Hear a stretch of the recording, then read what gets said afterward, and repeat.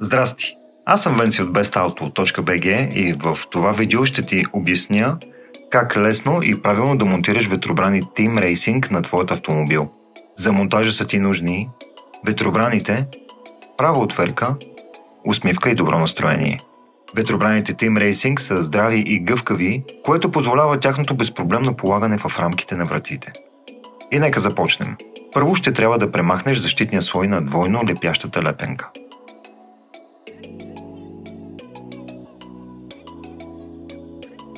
След това започни, като вкараш предната част на ветробрана в канала на рамката.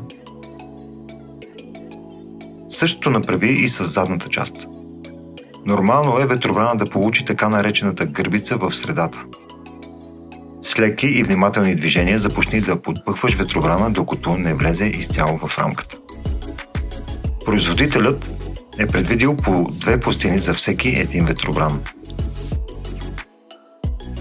С помощта на правата отверка постави пластините на показаните във видеото места.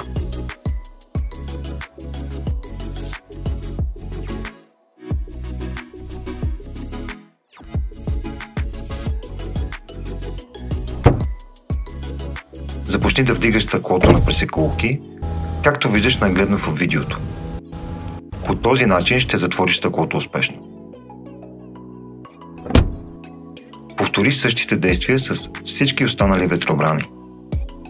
Моята препоръка след слагането на ветробраните е да не отваряш стъклата за период от 24 часа.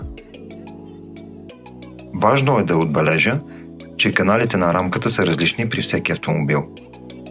Тъй като ветробрана е чуждо тяло, което трябва да се напасне с твоята рамка, споделям няколко хитри трика.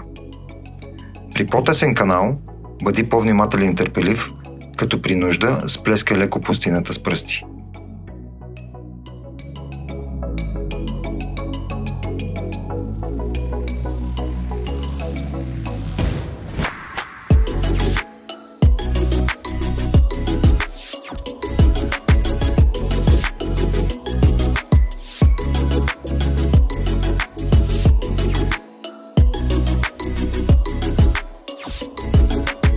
За повече интересни и помощни видеа може да се абонираш за нашия канал, като цъкнеш в центъра.